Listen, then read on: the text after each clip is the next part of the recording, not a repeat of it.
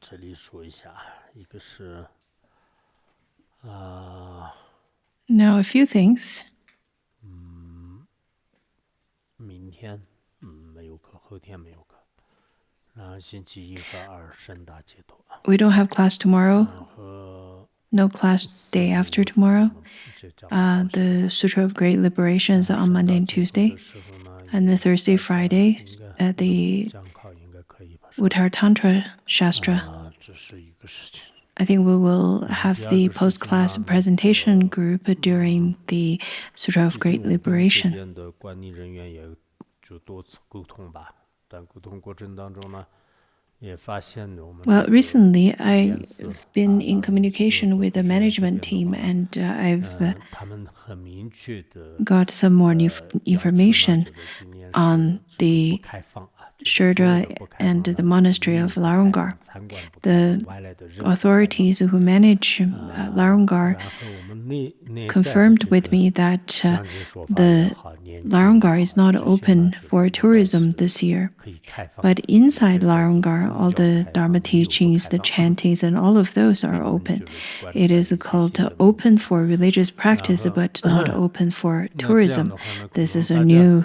很 jargon 多 that 人 you 的 need to 所向 remember. 呢，就人就是这样的，就是好像就不 I 要来的 understand 时候 that 非要 how 来，就 people 这样的话 are 呢，他们可能也知道这样的情况 when 好一点啊， they are 因为 asked not to 外来 come 的 and 人的 visit, 话 they 呢，可 really 能到 wish 了 to 这里 come 以 and 后呢，就 visit. 是他们也 So I 跟 think it's 前面一 important 样 for 的， them 就 to 是 know 可 this 能要送 information 送 that 书啊，至少也 Larungar 是 is 送到 not 门口啊， open 或 for 者 now. 送到车站啊等等，这样的话，凡是在 If 这个有时候在 people 大 were to 大陆 come, 当中的话呢，有时候也 then 会经常那样的，就所以这个呢，我们也沟通多次，但 then 实际上 people 他们的原则 whomsoever 呢， were 就是 to 害 be 怕这个外 caught 来 by 的 the patrolling 人越来越多的话 authorities 呢，我 would 们 be 这 sent 个 to 人 the 员的这 gate 个 or 翻摊， sometimes 还有 sent 那个 to 方位的这 the 个 nearby police 这 station or sent to 这 home. 种这个不断的这个 The 这个 main 不见的， concern 就是 of 这些呢， them 他们会严格要求 is 这个 that 要管理，所以在这个过程当中的话呢，可能 the 大家也没有什 expansion 么 of 可 housing 暂 or 时来讲 expansion 没有 of 什么可想 population. 的，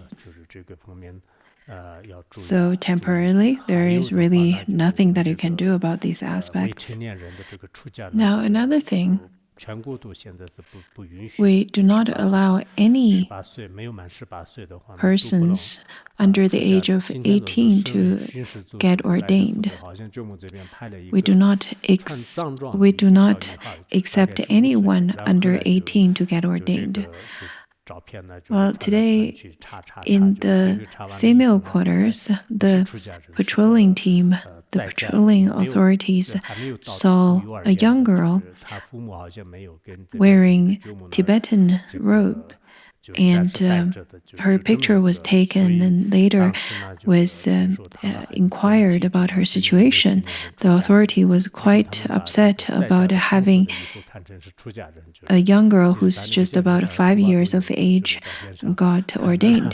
然后 But the 领导们 truth 呢就 turned out to 对 be 这 that 个 she's here with a 很重视， relative, 就所 and 以总的来 she's 讲呢， just 就 a 大家也知 Tibetan 道 young 这个 girl 今年呢 wearing 就比 Tibetan 以前 traditional 就 robe. 各方面这 But 个 from 管得要 this 严 incident, 啊， we can 就是 see 他们 that 说是 the 管得严的 authorities 话呢，就是 really 说明 pay 是爱 lots of 护这 attention 个 to it. 以后这 There are 个 lots of 这个 strict 佛学院也好，拉拢寺也好，这个规模呢，就是如果 scrutiny 能 on 控制 this 的话， aspect, 这个 and 会 they 是 say 经常 that 会上发 to 展的，就是否则 be 的话呢， strict is 可能 a way to 再 show 过一 that 段 they 时间还 care. 要做这个前几年的这个这样的什么这个小众空柜也好，直立整顿也好，就是可能会有发生的，就是所以说呢，他们说的有些 Well, 道理 if we 呢， do 有时 not 候我们也可能理 follow 解， the 确 rules 实是 that's 我们这里的 implemented 承担 right 力还 now, 是有限的， we 所以 need 人 we 越来越 may 多，然后 face 观念越来越乱 what 的话呢， had 可能我们 been 这个学院呢， implemented 拉 here 拢寺呢，就 before 还是会就 a 是 few 慢 years 慢慢 ago, 慢就变成什么样很难说的， such as 所以呢，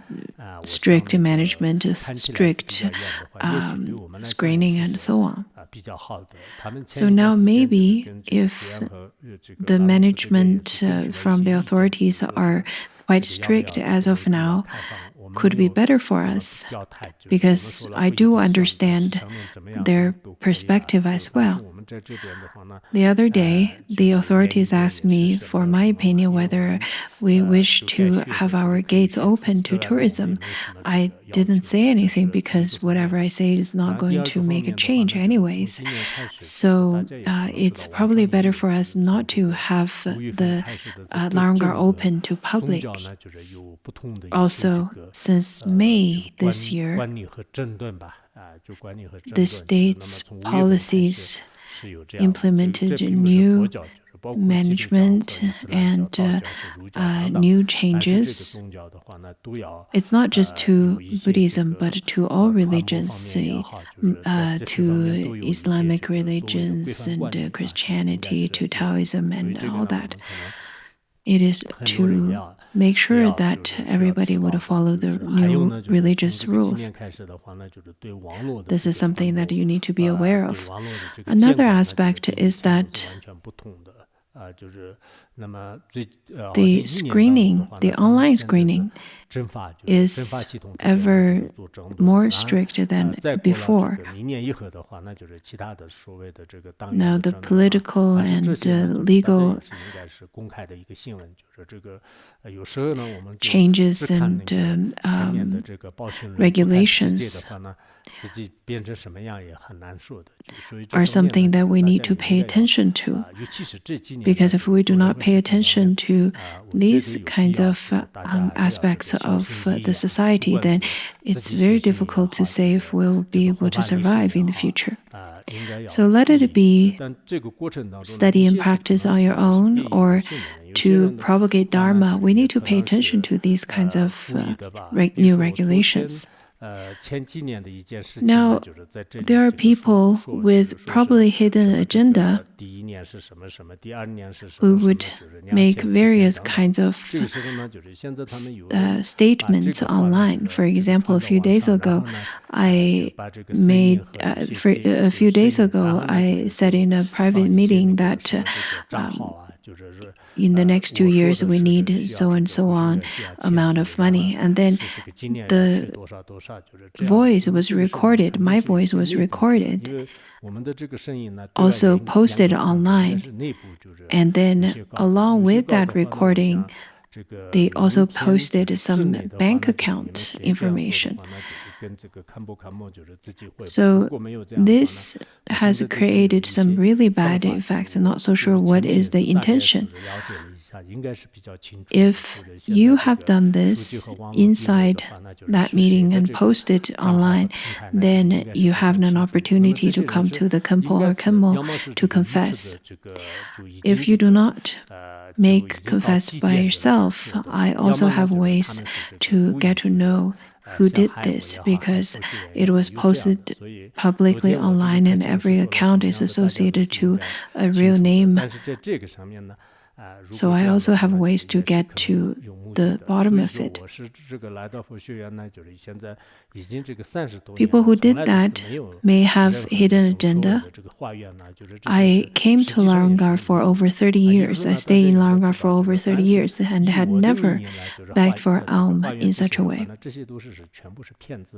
I had never begged for alms, and if from now on you ever hear anyone use my name to beg for alms, to fundraise, then you will know that person is a fraud. If you heard anyone saying that, well, Khenpo said so-and-so, Khenpo needs so-and-so money, then you know this person is a fraud.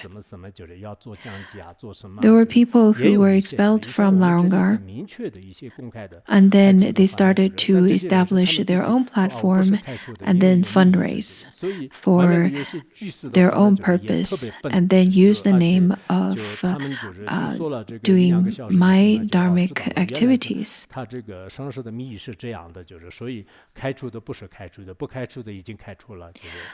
Well, nowadays there are some lay practitioners who would listen to those people And then the foolish people would believe in those kinds of statements. And then they would think that, oh, this is the secret meaning of Kempo. You need to be aware that the Bodhi Association is now dissolved ever since 2019. So we do not have the classes of 2020, 2021. There's no such thing at all. We don't have that platform anymore. We don't have that website anymore. But nowadays, there are people who would use that name to fundraise or to do various kinds of things. Now, those people who are doing it will be punished by the legal system as well as karma. So, on one hand, I need to make sure that you understand the management is different over here than before. On the other, Tibetan Buddhism has very strict rules for Tibetan Buddhism to be propagated in mainland. So what I'm doing here, or majority of people here, the lamas and jomos are studying the Dharma. I am giving the teachings on traditional culture. Well, I think we need to follow the flow with the movement of the society, the regulation of the time that is made. We need to comply with the time and with the rules of the time. This is something I would like to make known to all of you before the actual class. When it comes to Dharma Assembly and all of the things like such, we don't have anything open to the public. You need to be aware of that.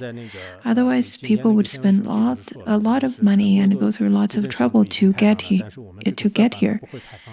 Today, the secretary of the county made it very clear that Serba is not going to be open to the public. Larangar is not going to be open to the public. He made it really clear.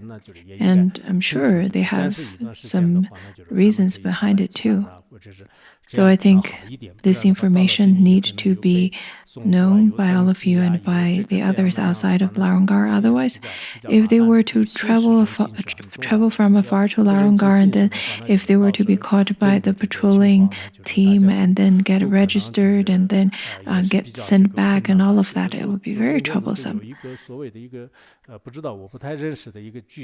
Now, a few days ago, a lay practitioner that I don't really know claimed that I asked him to come to Larangar, and Larangar required him to come here. Afterwards, he called me from the gate, and then I told him that what you've said is not true.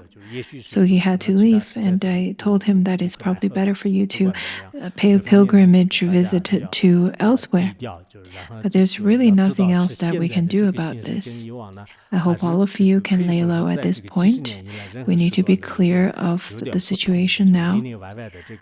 The situation that we have now is so very different than what we had a few decades ago, for the past few decades, and we need to be aware of both of the domestic and the political situations abroad as well. Now, another thing is that we need to be aware of the internet. That is, you should not post things randomly, and you should be very careful with what you post on the internet. Otherwise,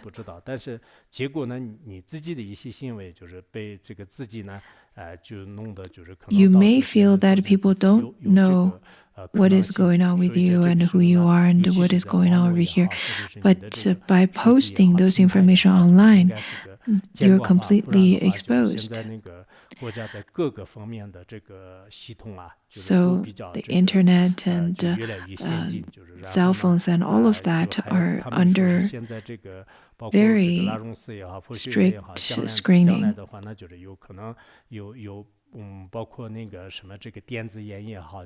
Especially with the advancement of the stately technology. On top of that, we have lots of cameras around. Out of the 500 monasteries in Garzi, most of them do not have cameras. I said, why is it that we have so many cameras around in Larungar?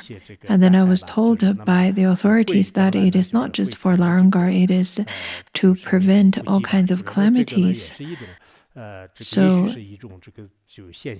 if there are the crowds and gatherings of large population, then cameras would be installed.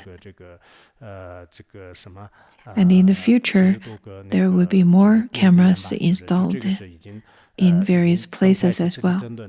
Now in Larungar, we have over 70 cameras.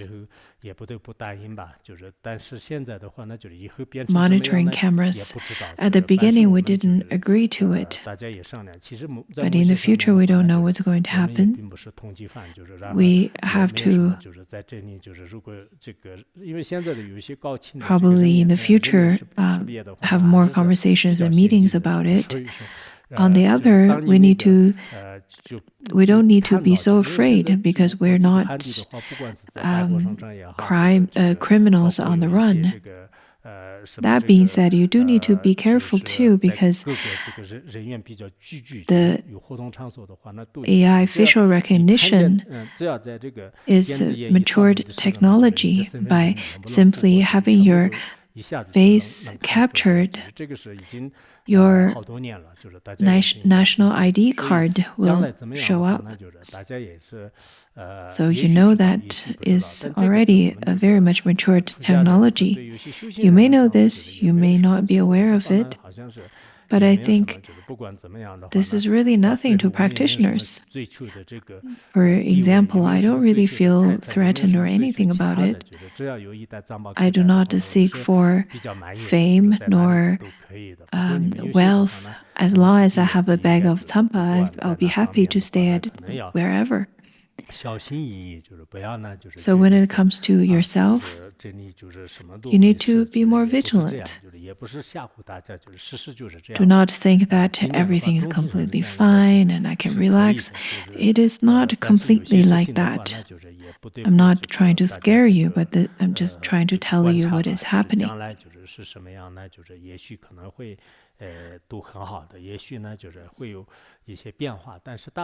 We need to observe the trend and we need to observe the situation.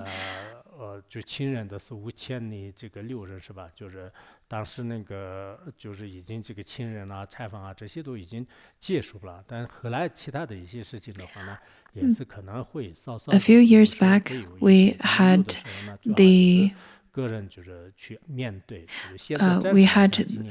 monastics returning to their hometowns required by the authorities, as well as the demolition. Compared to that period of time, it is not as strict. But because of COVID, we still need to be vigilant, especially when it comes to personal hygiene. For example, wearing masks is really important. Also, to have daily sanitation is really important.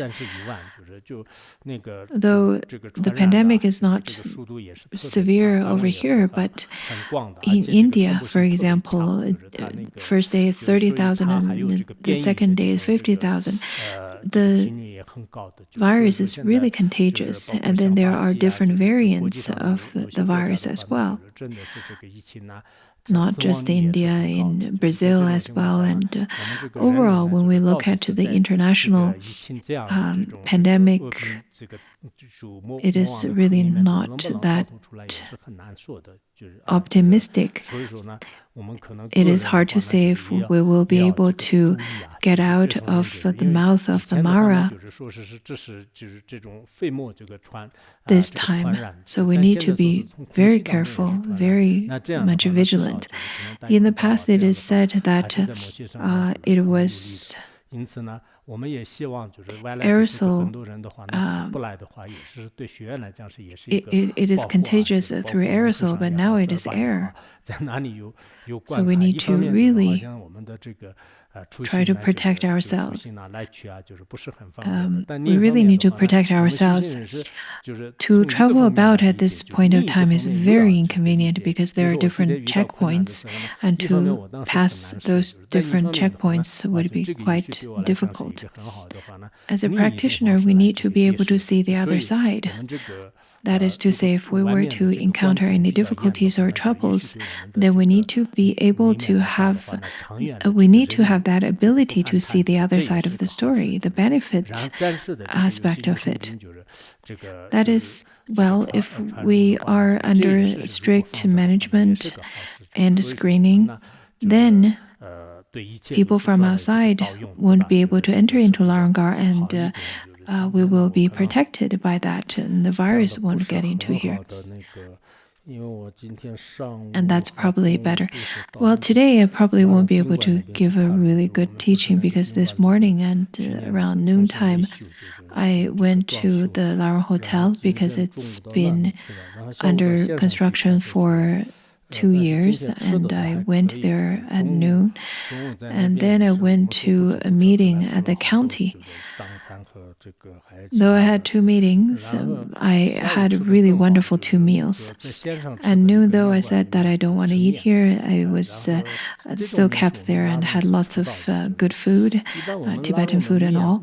In the afternoon, I had some really delicious noodles that I cannot have it at Larangar because I'm not sure why. I hope that the noodle makers here won't be unhappy about my statement, but I'm not so sure why the cooks who make noodles here are just not of the flavor that we're used to. So in the past, I used to send the chefs to Durango County to specifically learn the types of noodles that we're used to, because I know how the Sichuan people likes their noodles. But the chefs here only make the noodles with a bit of Sichuan pepper and some chili pepper. Other than that, nothing else.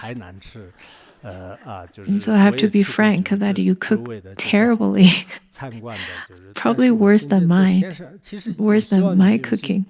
I've had so many noodles at so many restaurants, but your noodles are really bad. I hope that the chefs here can actually visit the small restaurants at the county, especially those small ones. If you enter there, and then the noodles that they make is really good. The flavor, taste, the form of it, and the fragrance of it, and all of that. But on the other hand, I understand the chefs that we have here comes from different provinces, some from the northeast, some from the south, and from Guangdong province. And in the ancient times, the Guangdong province were of a different country than China, than the one China that we have right now. So it is just like asking an Indian to cook Chinese food for Chinese. But I think we need to understand that the lamas and jomos grow up in this environment. They're very much accustomed to that particular flavor. So we need to comply with their taste. The restaurants, the chefs need to adapt to the taste of the locals. Otherwise, whatever you cook would be only enjoyed by yourself. Well, I exerted lots of effort to build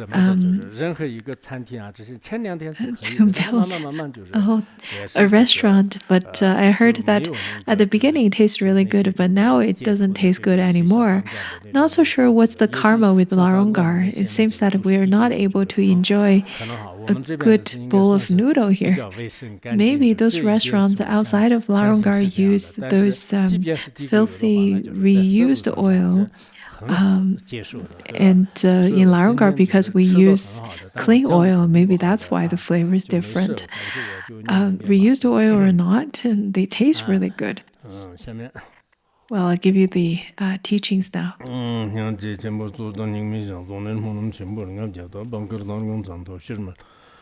Stumba tiji janla ki sham sarani chen ruwar tsiringi shan kang san jawar tiji shan la yi lan man jing men pan zo zhaw la so ran da gong ji tokban pu ru shen ki lo chak dang dang dang mong dang di gun dang chak dang wak chak dang tong gom lan pang ma tak dang tak bi sa la ten ba yi zhima ge nam ban ma yi wo la so pe pe na rap tan te Nevi Nyomo Wopki Na Yevi Shivam Talindi Chaksuk Jama Gupondum Dordina Kurum Jen Bami Wala Soba Yahwirgataka Yantak Tan Chunda Tak Shinam Dang Rapchung Loba Lordan Nam Ramjin Vijadang Chigdang Anida Niki Matak Neda Chirtar Paman Dam Kitim Danda Kirna Yilga Tang Shine Gawa Meparan Ger Do Chig Gawa Devjano Chirtar Chuk Drama Na Shindan Chigdim Dong Taktar Devjin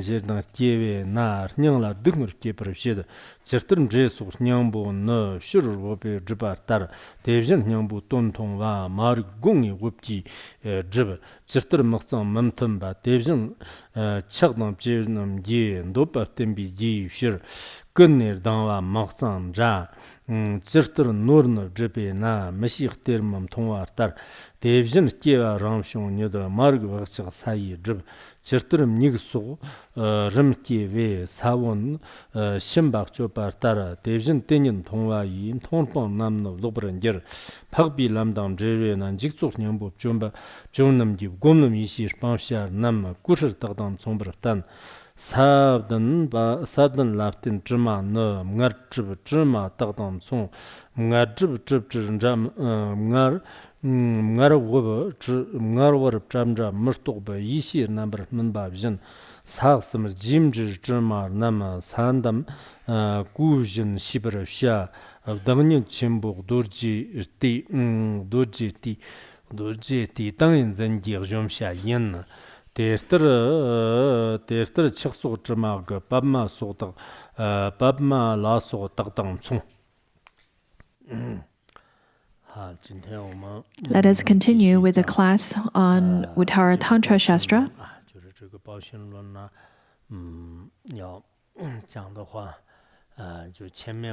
In the previous classes, we've already covered the 9 similes. Now we'll move on to the next part where it talks about the way the defilements are purified and how the 9 defilements can be purified at different stages.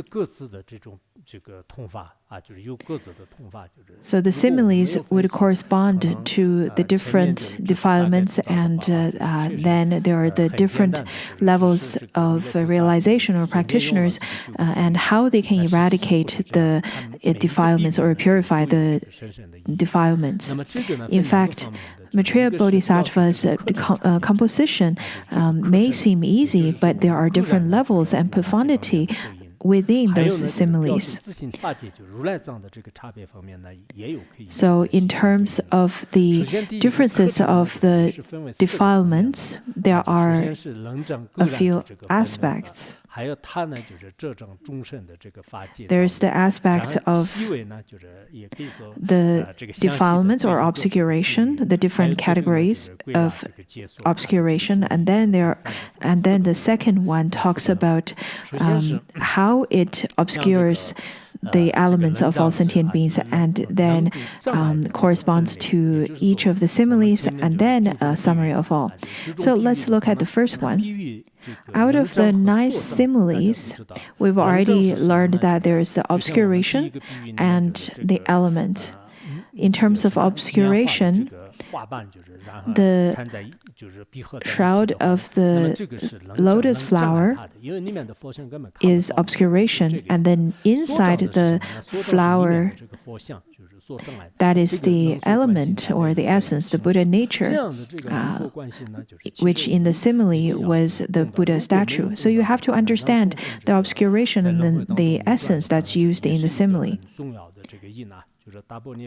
According to Mahaparinirvana Sutra, where it says that just like how a caterpillar makes a cocoon for oneself, the sentient beings are fettered by their own afflictions and therefore are trapped in samsara. The caterpillars would make a cocoon for themselves. They themselves make the cocoon, and then they would die because of such cocoon.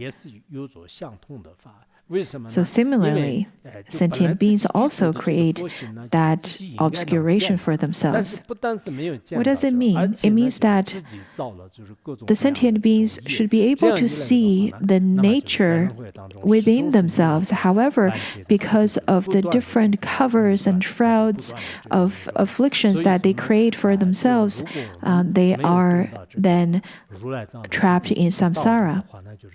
Without understanding this teaching, then it would be easy for us to be trapped in samsara.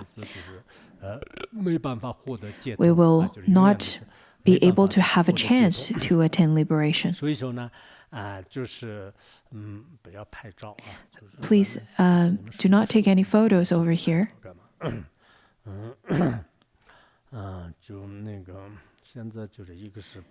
Please do not take any photos or recording over here, because nowadays I think people can easily misunderstand my words. Because of something I said yesterday, the whole world thinks that I am asking for financial support. This is a huge misunderstanding. There are people who probably have hidden agendas, though they appear to sit over here and listen to class, but maybe they have a very different hidden agenda. Anyhow, the teaching on the Buddha nature, if we do not grasp the meaning of it, then it would be very difficult for us to attain liberation. When we hear and study the teachings of Buddha nature, the merit would be great as well. You can cross-reference with the Sutra on Buddha nature. There are 9 similes taught in that sutra, and then later, in the later part of the sutra, it talks about the merit of listening to the teachings of Buddha nature, where it says that the ones who listen to even one stanza of the teachings of Buddha nature would be able to attain liberation. For example, the Shakyamuni Buddha was once transformed as a bodhisattva and listened to the teaching in front of another Buddha on the topic of Buddha nature. And then later he propagated the teaching to the other bodhisattvas. Other than the 4 bodhisattvas who attended his teaching, the rest of the beings all attained Buddhahood. And the 4 bodhisattvas are Vajrapani and Manjushri and so on. So other than those 4 bodhisattvas who manifest as bodhisattvas to benefit sentient beings, the rest of the beings who listen to the teaching of Buddha nature all attend Buddhahood. Therefore, I really hope that you can gain true understanding, not superficial understanding just simply by listening, but true understanding of Buddha nature. Let it be listening to the class right now, for those of you who are attending the class over here, or the ones who are listening to this class through other methods such as recording, the merit would be the same. I really hope that you engage in deeper contemplation so that you'll be able to understand the deep, profound meaning of the 9 similes. Nowadays, I think we can come up with many different similes to the worldly affairs. We can come up with 27 of the similes about the worldly affairs, such as movies and TV shows and novels, so on and so forth. You're very interested in those. But when it comes to the 9 similes, if I were to ask you about the 9 similes about Buddha nature, people may struggle to come up with the deeper teaching or to understand that. Anyhow, I really hope that you could engage the time and effort to contemplate in the teaching on Buddha nature. Now let us look at the verses. It says that the 9 aspects of defilements, desire, aversion, and ignorance, their fierce active states. The remaining imprints of ignorance, the defilements to be abandoned on the path of seeing and meditation, and the defilements based up on the impure levels. In fact, the 9 similes corresponds with the 9 types of obscurations. So all of these are fully taught. They would correspond with one another on different levels, respectively. Now, out of the 9 types of defilements, there are 2 types that would correspond with the mundane beings. So out of the mundane beings category, there are the 2 types as well. That is the beings of the higher 2 realms and the beings of desire realm. The higher 2 realms are form realm and formless realm. In terms of form realm and formless realm,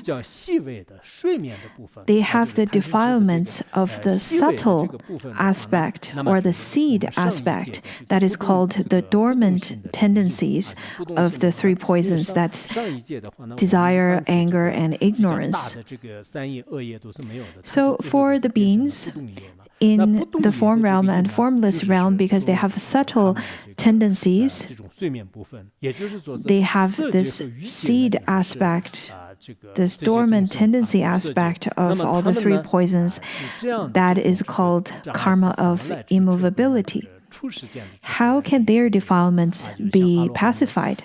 It is through the transmundane wisdom, such as the wisdom of selflessness, of arhathood or the bodhisattvas. Through such kind of transmundane wisdom, their dormant tendencies of desire, anger, and ignorance can be purified. Their tendencies can be purified. And these 3 refers back to the lotus flower or bee. In fact, it corresponds respectively to the similes from the previous said meanings. The beings of form realm and formless realm, in fact, some of them have more desire, and some of them have more anger, and some of them have more ignorance. But those 3 defilements are not as obvious, are not as fiercely active compared to the beings in the realm of desire. The 3 poisons, in fact, are not 3 poisons at this stage. They're just dormant tendencies. They're very subtle, and that could defile them and could obscure them. So the first 3 similes corresponds with the 3 dormant tendencies, that is desire, anger, and ignorance. It corresponds with one another respectively. The first three similes, if you remember, they are the lotus shroud, the bees, and then husks. 应该是抗辟，对，就是抗辟。抗辟这三个呢，就是比喻成什么呢？比喻成就是这个刚才讲的 These three are the dormant tendencies of desire, anger, and ignorance, which obstructs the beings in form realm and formless realm. And then it says that the fourth aspect provides the conditions of virtuous and unvirtuous karma. It consists of the fiercely active state of these three poisons. If one were to have desire, at this stage in the desire realm, then one can work with that desire by practicing the view of impurity, by looking at the impure aspect of what they grasp onto. And in this stage, the three poisons are no longer seeds, no longer dormant tendencies that's stated in the previous two higher realms. Rather, they are fiercely manifested, and they're fiercely in the fiercely active state. They're very obvious, they're very fierce, and they would become obscurations to the beings in the desire realm. So this one, filth, is the simile that corresponds to the beings of the desire realm. Filth or feces.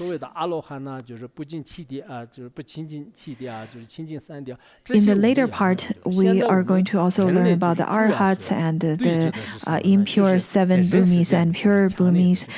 But over here, it really talks about the sentient beings in desire realm, that we have to work with our fiercely active state of the three poisons. So for mundane beings like us who live in desire realm, the similes we get is feces and filth, which is probably the worst of all the 9 similes. Some of the similes looks pretty good still. Think about the husks and the bee and lotus flower. They're all quite nice, isn't it?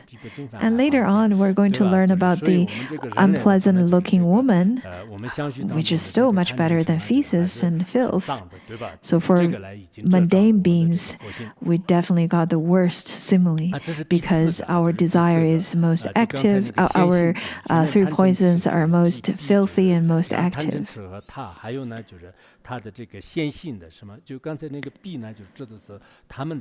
Over here, it says that then the state in which they immediately manifest, these 3 are represented as one aspect.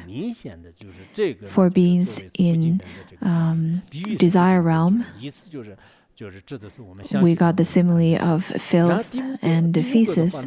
And the 5th aspect provides the condition producing a body of mental nature, and this one corresponds with arhat. In the mind stream of the arhats, in fact, they still harbor the seed of uncontaminated karma, and that is why they would produce a body of mental nature. And this kind of defilement would be able to be purified by the great wisdom of the Mahabodhi. So such kind of ground of remaining imprints of ignorance can be purified only by the great wisdom. For various reasons, they still harbor this imprints of ignorance. And that imprints need to be purified. It seems that the arhats have already attained selflessness, and it seems that they've already know everything, but they are still blinded by the cognitive obscuration.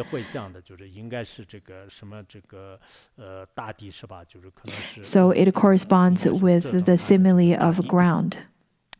So that was the fifth aspect. Now let's look at the sixth. In fact, the sixth aspect corresponds with the practitioners or the mundane beings who's still on the path of training. And this kind of defilement will be purified when they can perceive wisdom. So it can be purified at the time of eradicating the Sakyaditi, which is a holding of the permanent existence. So the first fruition of the four fruitions of Shravakayana, as well as the Bodhisattvas, who eradicated such kind of view. Now the seventh one, it is the defilement that is still in the residue of the mind stream of the noble ones, all the way from the first to the seventh bhumi. The wisdom within the ones from the first to the seventh bhumi can eradicate such kind of defilements. So the first, so over here, the sixth and seventh are from a summary point of view. Over here, on the path of seeing, the defilements on the path of seeing can be eradicated by the ones who have attained the first fruition of Shravakayana as well as Bodhisattvayana. And then the defilements that is on the of the noble ones can be eradicated by the wisdom of the first two of the Bodhisattvas of the first to the seventh bhumi.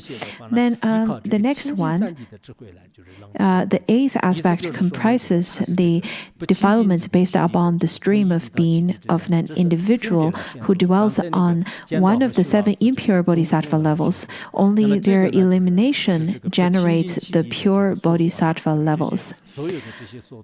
All of the obscurations over here by now are called the obscurations of the impure obscurations. And then the ninth aspect compresses the defilements based upon the stream of being of an individual dwelling on one of the pure bodhisattva levels, all the way from 8, 9, and 10th bhumi of bodhisattvahood. At the 10th bhumi, over here, it shows that at the 10th bhumi, then by abiding in the Vajra-like samadhi, that could purify all the defilements in the pure three stages. That is the ninth one. And all the nine similes would correspond with each correspond with each of the different stages. You can look into it.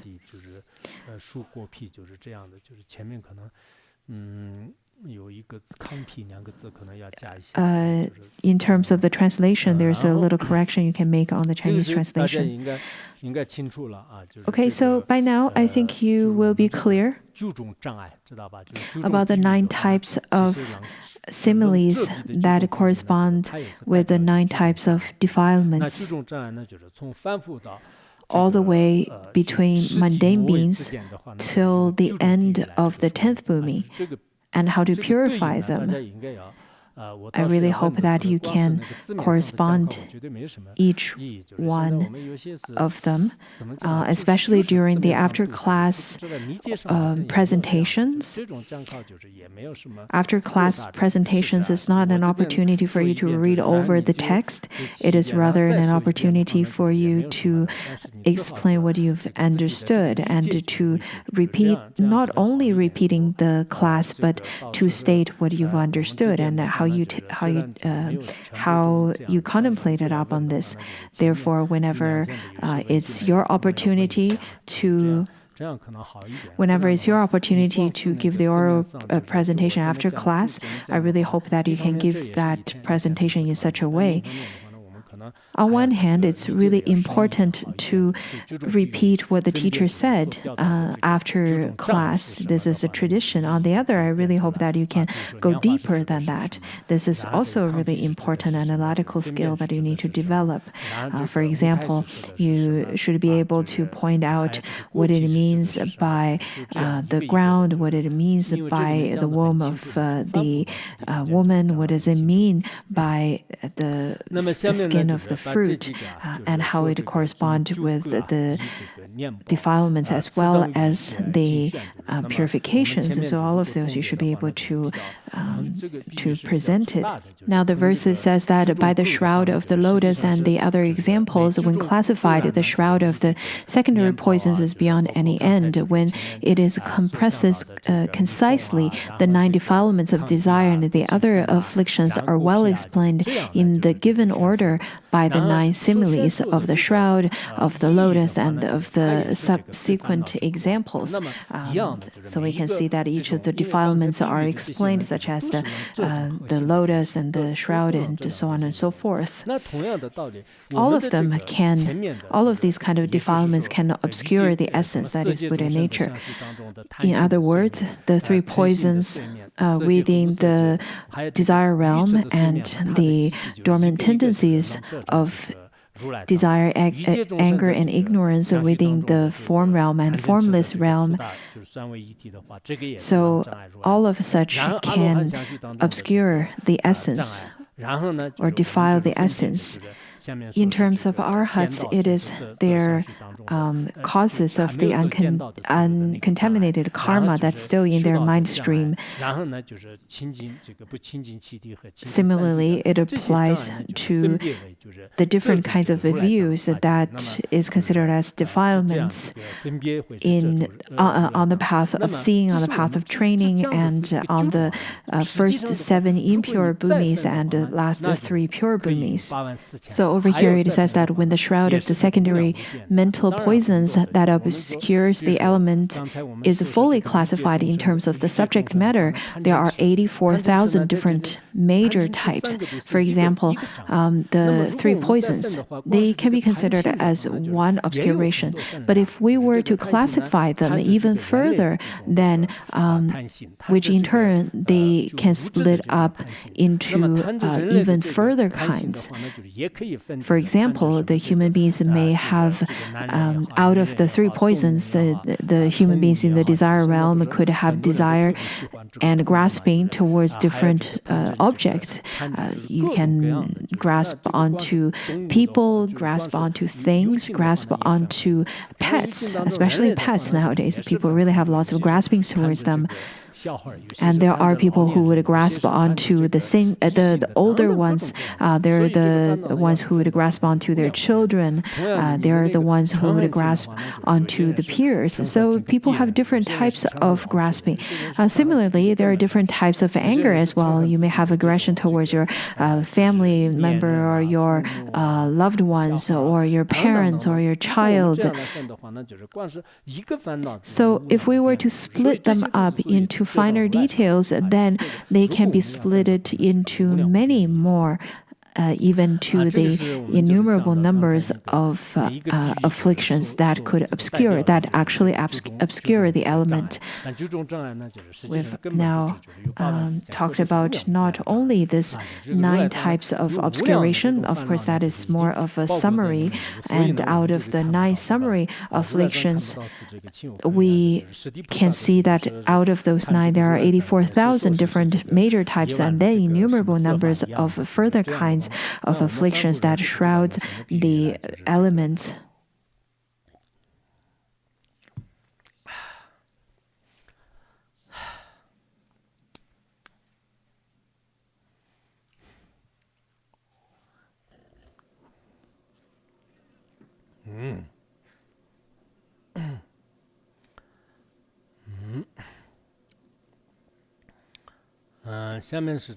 Let's look at the next verse. It says that when classified, the shroud of the secondary poisons is beyond any end. Earlier, we learned about the 9 types of defilements.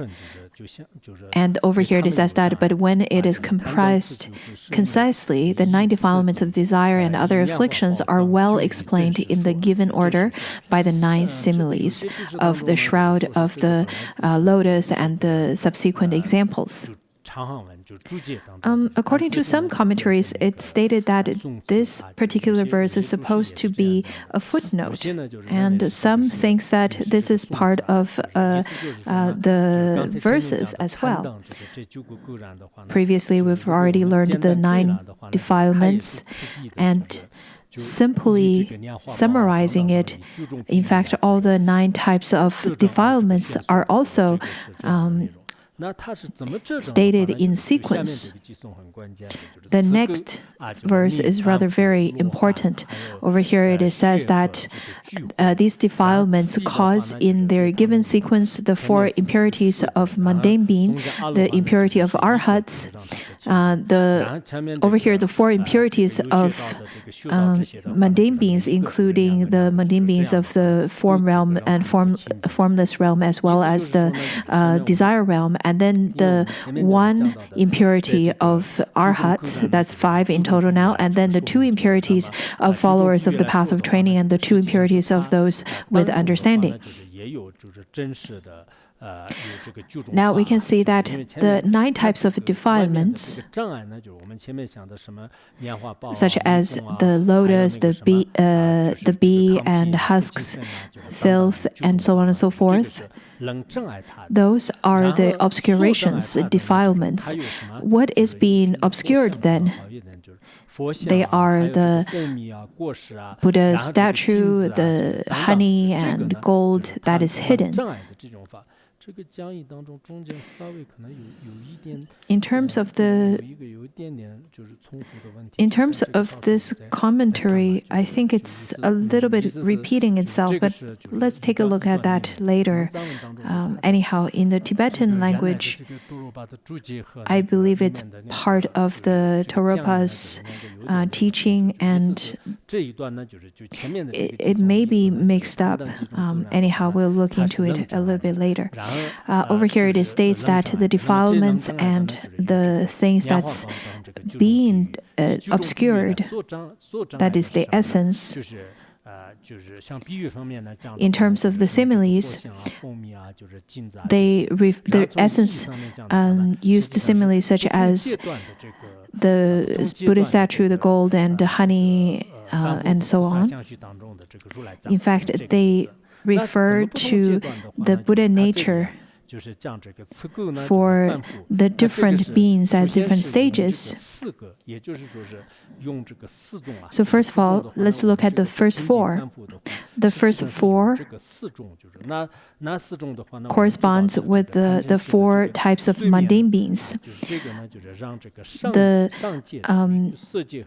desire, anger, and ignorance, the dormant tendencies of the desire, anger, and ignorance of the beings of form realm and formless realm.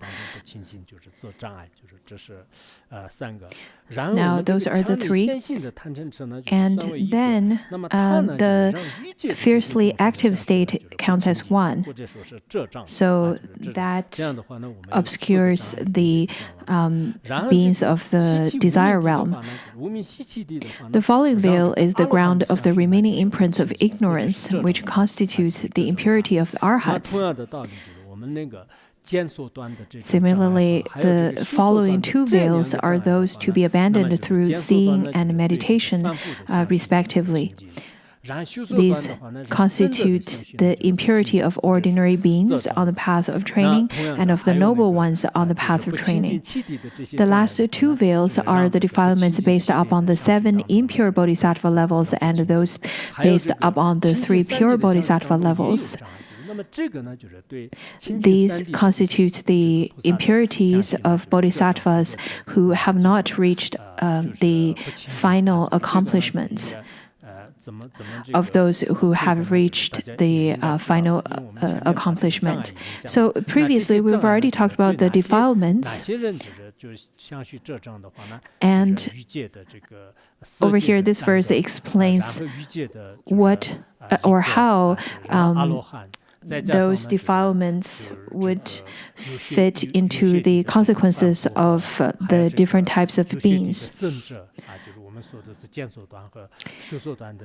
We can see the mundane beings, the arhats, and the followers of the path of training, as well as the ones with understanding.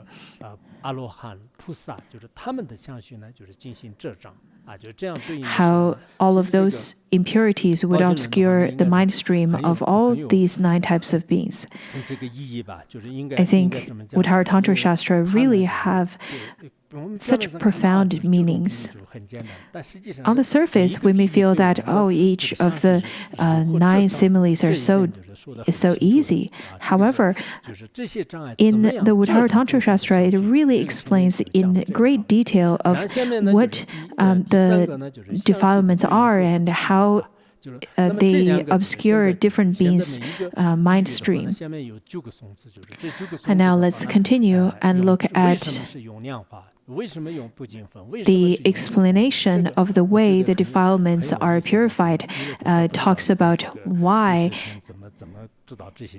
the similes are chosen. I'm not sure how Maitreya know those kind of similes, such as bees and so on, in Tushita heaven. Anyhow, over here it talks about the 3 dormant tendencies. According to Gyatsobje, he stated that the mundane beings, in fact, have all the 9 types of the defilements. We shouldn't think that as mundane beings we have only the defilements that's referred to the filth, that is used as a simile of the filth. In fact, we have all the 9 types of defilements. However, for the other beings, such as arhats, they only have 1 type of defilements.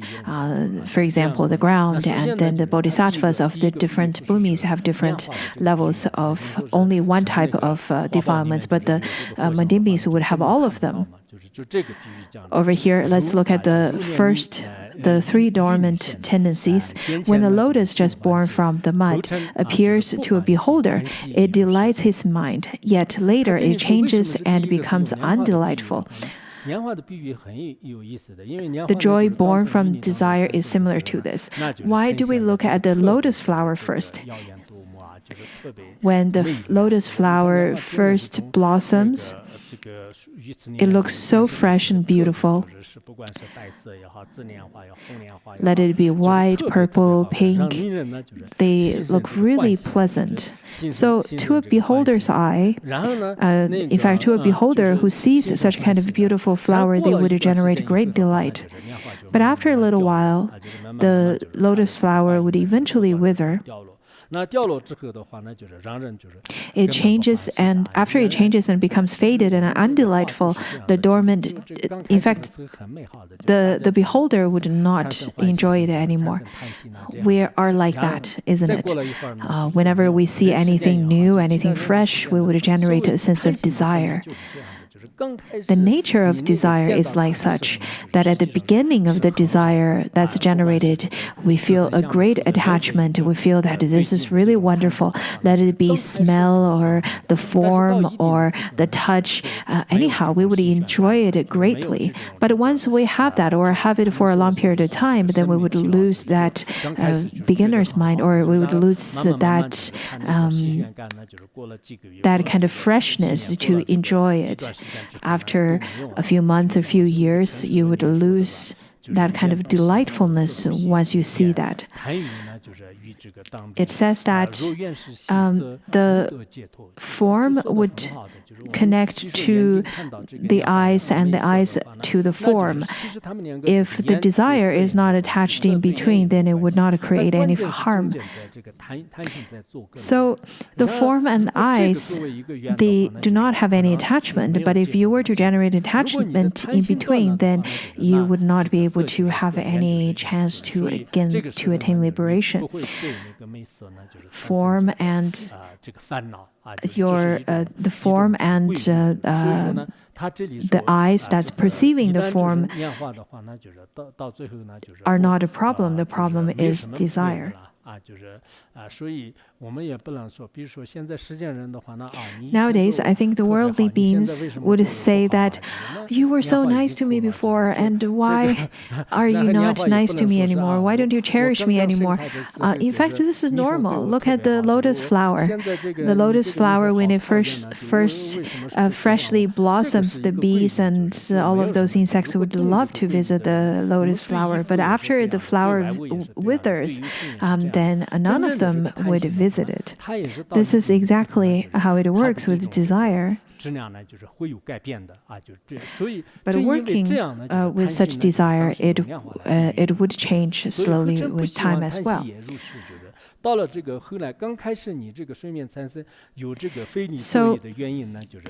when the greed born from improper mental activity directly manifests joy and delight are present, when later it ceases, there is no longer any delight.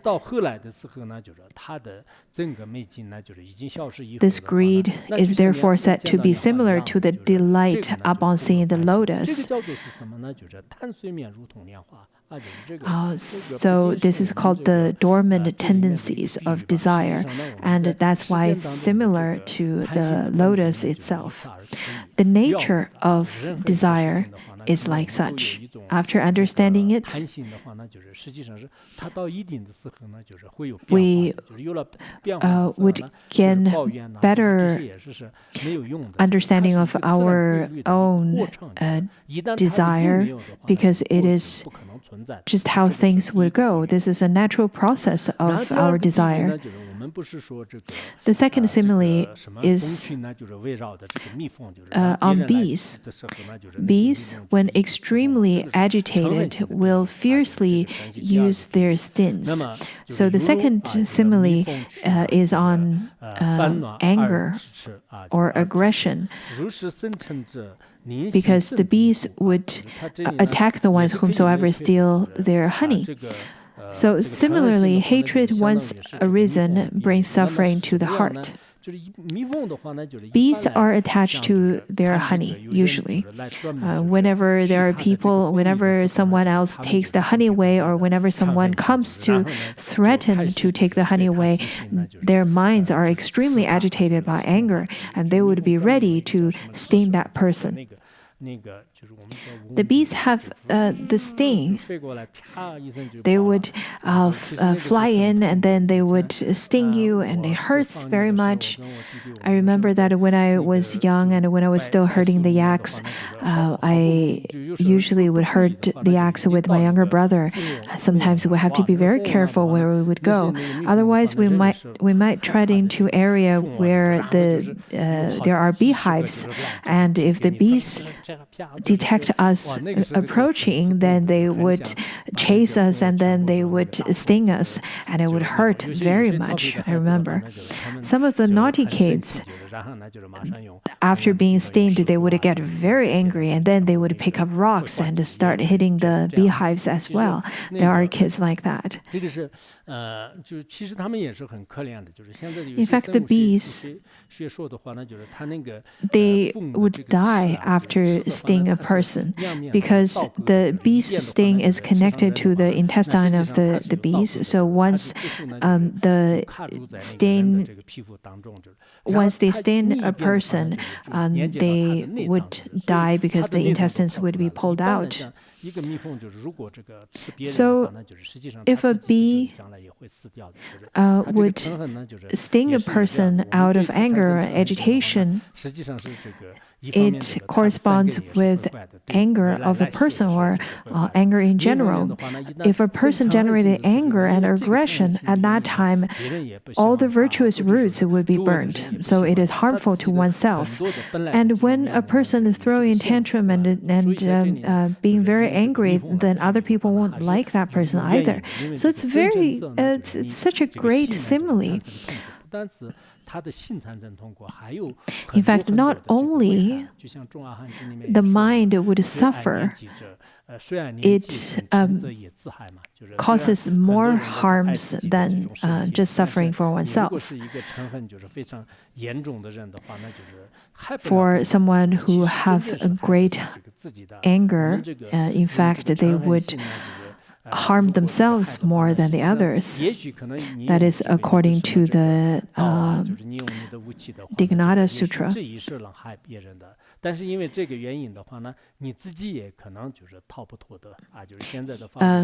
You may be able to harm others out of anger, to take revenge. However, the final result of such a kind of action out of anger would be harmful to yourself as well. According to the adornment of Mahayana Sutra Shastra, it says that anger would bring great suffering in the present moment as well as in the future lifetimes. Due to anger, not only you would suffer from anger at this moment, at the moment of having anger, in the future lifetimes you would suffer from the karmic retribution of anger as well. And this is a great simile to refer back to the bees.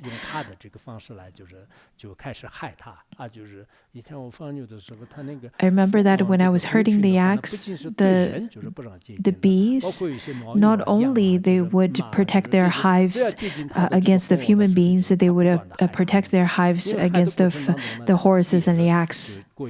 And throughout such kind of agitated actions and sometimes aggression, and try to attack the others, whomsoever approaches, a large amount of them would die.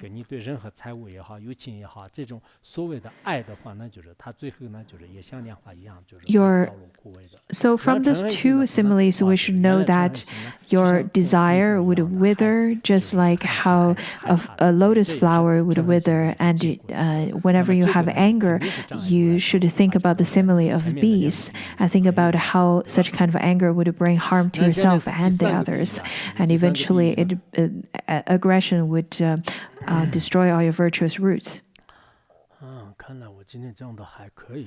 I think I'm giving a good teaching today. When I first came down here, I was telling someone that I'm afraid that I won't be able to give a good teaching because I didn't I didn't prepare it very well. And then that person said that, oh, you should be fine. As long as you abide in your Buddha nature, you'll be giving a fantastic teaching. Sometimes when I don't if I don't prepare well, I feel rather lack of confidence. If I can't give good teachings later, I should try to abide in my Buddha nature, in the state of my Buddha nature. Now, the next one is the kernel. The kernel of rice and so on is obscured by its outer husk.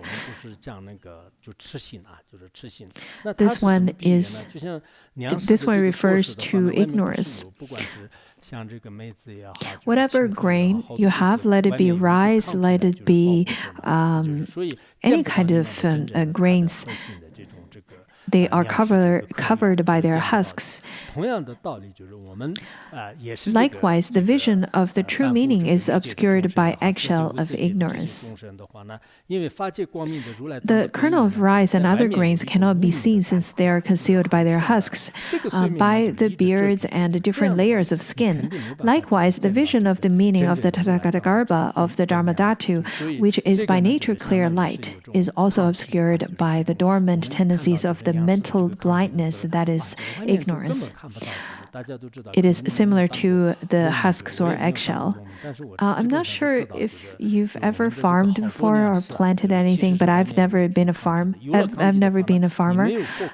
Anyhow, but I know if you do not open the husks of the grain, you will not be able to see the inner part of the kernel. So rice and barley, all of them have husks. if we are ignorant, we will not be able to see the nature of all. Therefore, it refers to ignorance. It's easy to see if you're having the afflictions of desire and anger because they're very apparent. They're quite easy to detect. However, if you are under the influence of blindness, mental blindness, that is ignorance, it's very difficult to see. Therefore, the husks is a wonderful simile. I really feel that Maitreya did a wonderful job of giving different similes. Now, the fourth fourth verse says that filth is repugnant, being the cause for those bound up with greed to indulge in sense pleasures, and then the active states of poisons resembles it.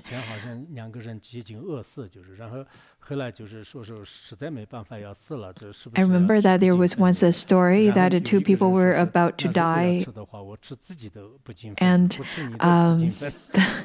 they had to decide on whose feces that they're going to eat. And one of them said that I will eat my own feces, I won't eat yours. Yours is filthy.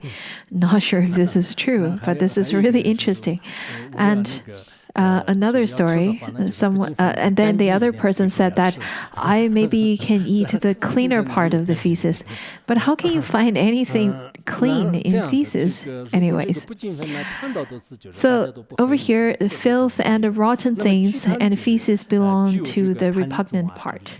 Nobody really likes them. They involve danger and are to be feared, as well as something that people would create aversion to.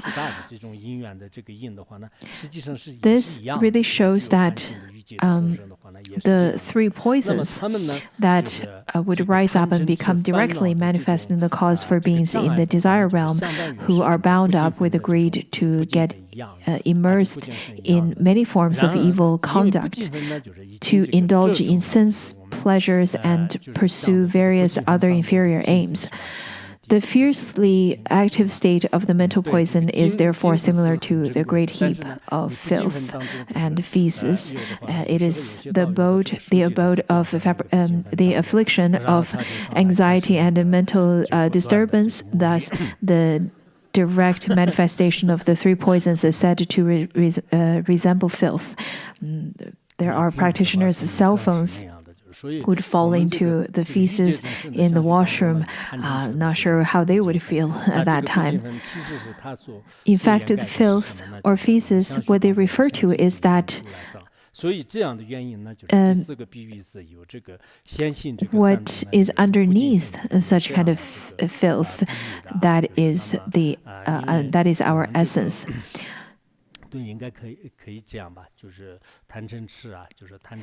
The fiercely acting state of the three poisons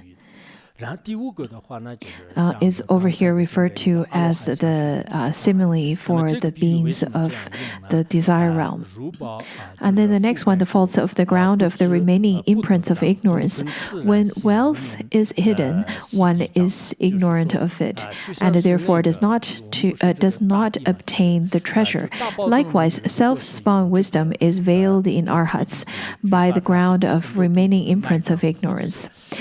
When a great treasure representing inexhaustible wealth is hidden and obscured by a vast amount of earth, the poor people would have no idea that the rich is just within rich, that the rich treasures are just within rich, and thus will not attain this treasure. Similarly, the vision of self-spawn primordial wisdom endowed with the inexhaustible qualities is veiled within arhats by the ground of remaining imprints of ignorance. For this reason, the arhats resembling the poor are prevented from seeing it. Thus, the complex of the remaining imprints of the ignorance is explained as being similar to earth. Now let's look at the sixth one, the defilement to be abandoned on the path of seeing and meditation of the common vehicle. That's the sixth and seventh. So as by The gradual growth from bud to shoot, the skins of the seed are cut. The seed, if it does not cut through the skin, then it will not be able to grow. Let it be any kinds of grains, the barley and rice. It will not be able to grow if the skin is not cut open. And it will not be able to sprout. Similarly, the vision of thatness averts the stains to be abandoned by the seeing, by the ones on the path of seeing. By the gradual growth of a tree bud into a sprout or shoot, and finally a tiny trunk with small branches and leaves, the skin of the seeds are progressively cut. Similarly, the gradual vision of thatness of the absolute Dharmadhatu progressively averts the mental poisons that are to be abandoned through seeing. This term over here, abandoned through seeing, in the Chinese translation is seeing abandoned. For those of you who did not study Abhidharma, you will not be able to understand it. Now, of course, we cannot repeat this again and again every day, but it over here shows it means abandoned through seeing. Through the section containing this statement, the defilements to be abandoned through seeing are explained as being similar to the skin of a fruit. There are the abandoned through seeing, abandoned through practice. Those are the jargons that you need to remember of Buddhism. Now, the seventh, through it is through the tethered rags. Through their junction with the noble path, they have overcome the essential part of the transitory collection. What their wisdom must abandon on the path of meditation is explained as being similar to the tethered rags. So, what is the path of meditation?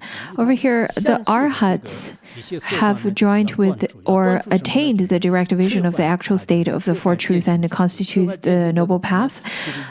Through this vision, they have overcome the essential or the main part of the defilements belonging to the so-called transitory collection and the view related to it.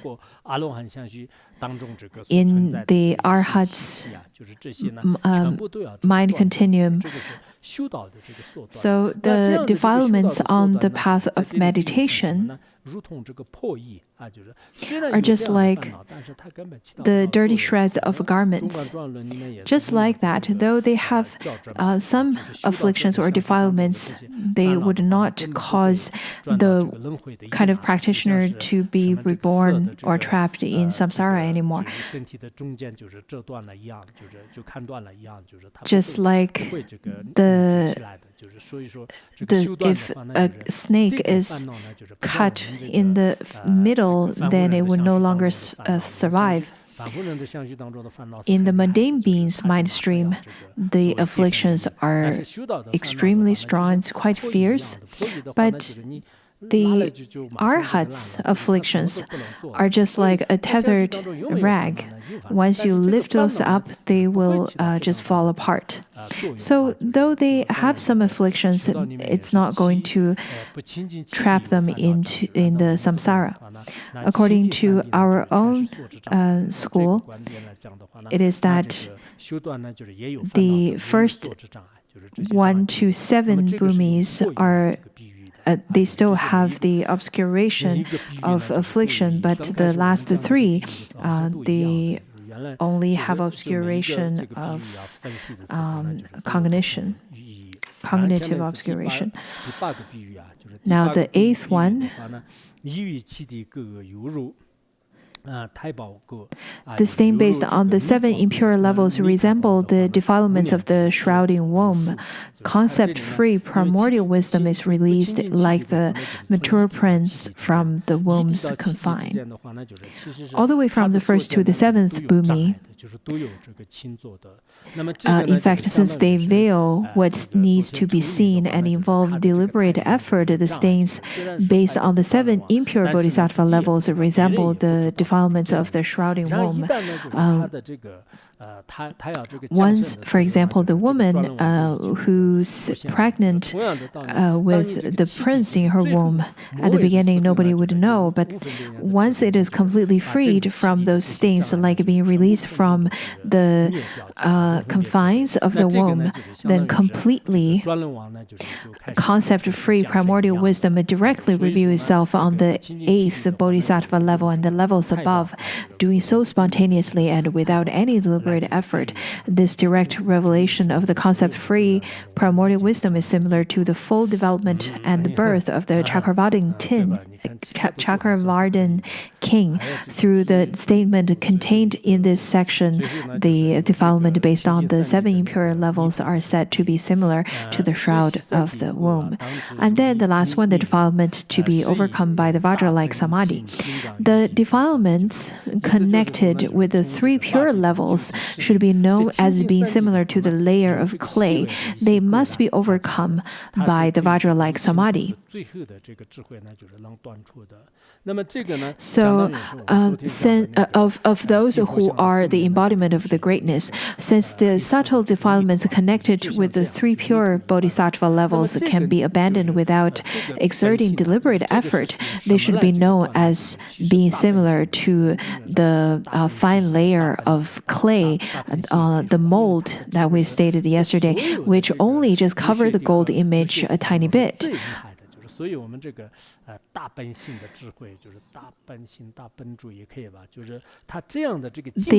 are to be overcome by the Vajra-like samadhi of those great bodhisattvas who are themselves the embodiment of the remedy. The Vajra-like samadhi, that is the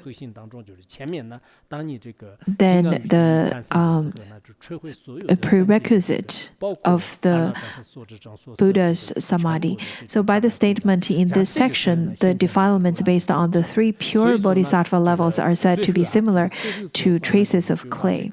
And then after you clear away the clay, let it be chisels or any kinds of tools, if you were to clean away the clay, you'll be able to see the gold statue within. So this one corresponds to the last 3 pure bodhisattva bhumis. And then there's a summary of meaning. Thus, desire and the further 9 defilements correspond to the lotus, and the following examples in the foregoing sections corresponding properties that have been extensively related to each other. Over here, in the way shown here and in their given sequence, desire, hatred, and the further of the 9 adventitious defilements that obscure the Dharmadhatu have now corresponding to the different defilements and have been stated. Now, I hope that you can really understand what has been taught. There are people who are very eloquent, but they don't understand. There are the ones who understand, but they don't have good eloquence. There are the ones who have both, and there are the ones who have neither. There are the 4 types. Now, I think you should really try to examine yourself and see which type of student you are. I think this time I am going to award you who would give the oral presentation after class with the categories of ABC, the A reward, B reward, C rewards, and reward 0, just for those of you who did a terrible job at oral presentation. I will give you a boiled egg as the reward.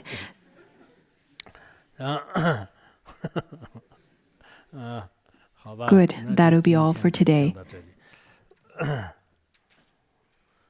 Sunum doi tancha zebanya tonani be jana panshe jirgana je ranon turbai Chibim solen joa jo